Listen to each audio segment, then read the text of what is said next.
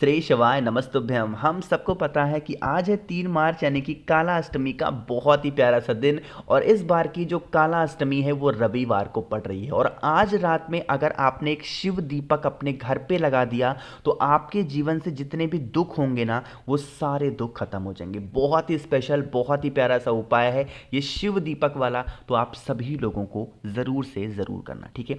समझने की कोशिश करना कि हमें कैसे करना है।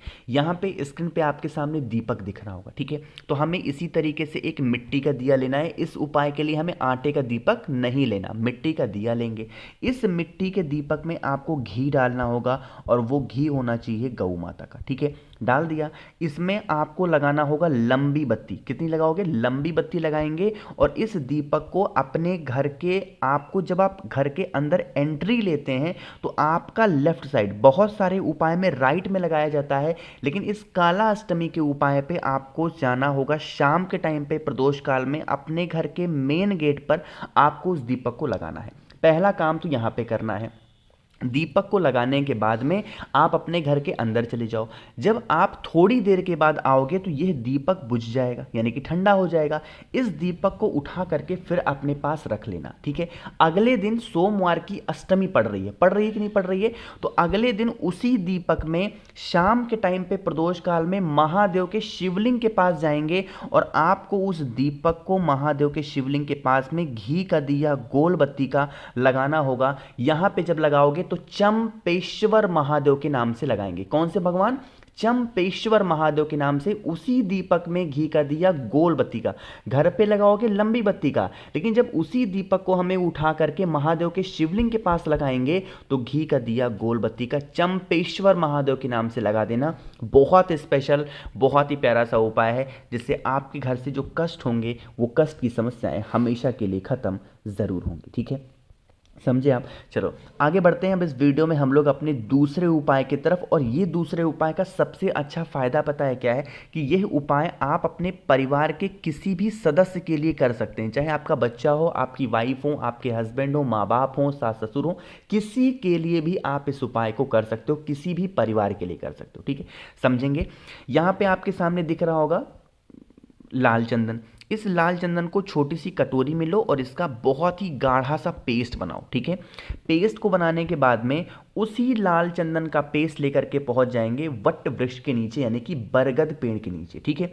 पहुंचने के बाद में आपको बरगद के पेड़ पर कोई भी, कहीं पे भी, पूरे बरगद के पेड़ पे आपको उसी से 5 बिंदियां लगानी होंगी। किसका स्मरण करते हुए? आपको उस इंसान का नाम और गोत्र बोल करके 5 बिंदी वट वृक्ष के तने पे या फिर उसकी जड़ के पास में लगानी होगी लाल चंदन से। लगाने के बाद में 7 परिक्रमा करोगे। कितनी परिक्रमा करोगे?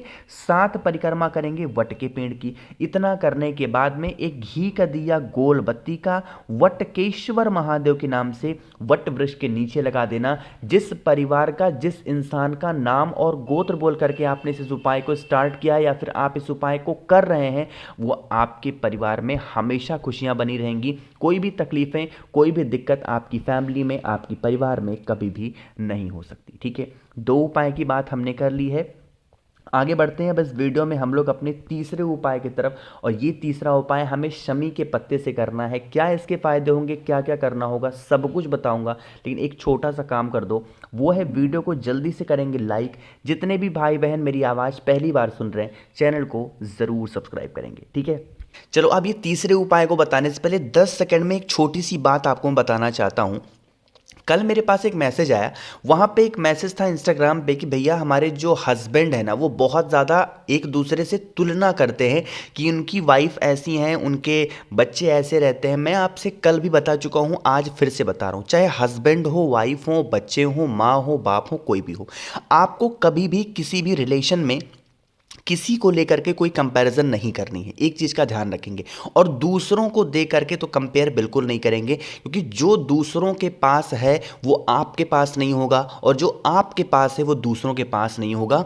5 करोड़ का रहने वाला आदमी, 5 करोड़ रुपए जिसके पास है, जिस इंसान के पास में, कोई ज़रूरी नहीं कि वो इंसान बहुत खुश है। पैसे से खुश हो सकता है और किसी चीज़ से खुश नहीं हो सकता। हाँ, लेकिन जिसके पास में सिर्फ 5,000 रुपए हैं, वो पैसे से भले नहीं खुश है, लेकिन अपनी फैमिली को लेके, परिवार के लेके बहुत खुश है। तो जिसके पास जितना होता है वो इंसान अंदर ही अंदर उतना टूटा हुआ होता है, उतना ही ज़्यादा वो दुखी होता है। तो किसी को देख करके ये मत सोचा करो कि इंसान बहुत खुश होगा, पैसे हैं उसके पास, गाड़ी है, बंगला है। नहीं, कोई ज़रूरी नहीं कि गाड़ी है, बंगला है, पैसे हैं तो बहुत खुश है, नहीं, है ना। आप उससे ज़्यादा खुश हो। तो कंपेयर कभी मत करना, ठीक है ना। चलो, मेरी बात बुरी लगी हो तो उसके लिए माफ़ी चाहता हूँ, लेकिन आप लोग के मैसेज बहुत ज़्यादा इन सब चीज़ों पे आते हैं, इसलिए मुझे बताना बहुत ज़रूरी था, है ना। अब बात करते हैं तीसरे उपाय की। सबसे पहले बता दूं, इस उपाय को अगर आप करने जाओगे तो आपको फ़ायदा होगा कि आप अपनी फैमिली में कभी भी क्लेश नहीं कर पाओगे, कभी लड़ाई आप चाह के भी नहीं कर सकते। इतना प्यारा उपाय है, ठीक है। उसके लिए आपको लेने होंगे 3 समी के पत्ते। कितने?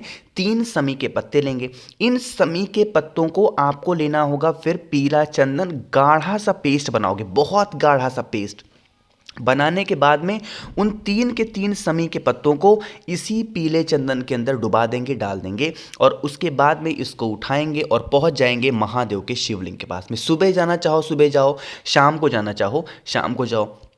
मैंने आपको बता रखा है, महादेव का पूरा परिवार शिवलिंग के ऊपर ही विराजमान है। तो ये जो स्थान आपको दिखता है, ये है माता अशोक सुंदरी का स्थान। किसका है? माता अशोक सुंदरी का। आपके पास में 3 समी के पत्ते हैं, 3 के तीनों समी के पत्ते पीले चंदन लगा करके हाटकेश्वर महादेव, कौन से महादेव? हाटकेश्वर महादेव के नाम से आपको 3 को 3 समी के पत्तों को यहाँ पे समर्पित करना है। 1 लोटा जल महादेव के शिवलिंग के ऊपर समर्पित जब करोगे, जल बहता हुआ जलाधारी से नीचे गिरेगा और इसी समी पत्र चंदन से होता हुआ नीचे गिरने लगेगा। इस जल को थोड़ा सा रोक लेना, इसको लेके अपने घर जाएंगे और सभी कमरों में एक बार इस जल का छिड़काव कर देना। कभी आपके घर में क्लेश, लड़ाई झगड़े, मारपीट की संभावनाएं होंगी नहीं, ठीक है। तो करिएगा ज़रूर। यहाँ पे हम सभी लोगों ने 3 उपाय की बात कर ली है, एक बहुत ही स्पेशल और उपाय की बात करते हैं। और इसके फ़ायदे होंगे कि अगर आप पे घर में कोई भी इंसान बहुत दिनों से बीमार पड़ा हुआ है, उसकी बीमारी ठीक नहीं हो रही और आप परेशान हो, दवा करा करा के, डॉक्टर को दिखा दिखा के, तो आप इस उपाय को करिएगा, ठीक है। आपको लेना होगा 1 बेलपत्र, सिर्फ और सिर्फ 1 बेलपत्र, बहुत ही प्यारी सी, सुंदर सी। 1 तांबे का लोटा लेना, उसमें जल भरना। पता है मेरा गला बहुत ख़राब चल रहा है इस टाइम पे, इसलिए बोल भी नहीं मिल रहा है। तो आप जल ले लेना तांबे के लोटे में। आवाज़ ख़राब लग रही होगी तो उसके लिए माफ़ी चाहता हूँ। जल लिया। जो आपने बेलपत्र लिया है, इस कलश के अंदर मत डालना, है ना, अलग से लेंगे और पहुँच जाएंगे महादेव के शिवलिंग के पास में। हम सबको पता है एक बात, वो बात कौन सी है कि जब हम जल चढ़ाते हैं ना, तो जल यहाँ पे कहीं नीचे गिरने लगता है, ठीक है।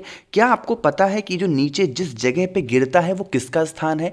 वो हमारे पितरों का स्थान होता है। और हम बीमार पड़ रहे हैं, अगर बीमारी ख़त्म नहीं हो रही, कहीं ना कहीं इसमें कारण हमारे पितृदोष का है।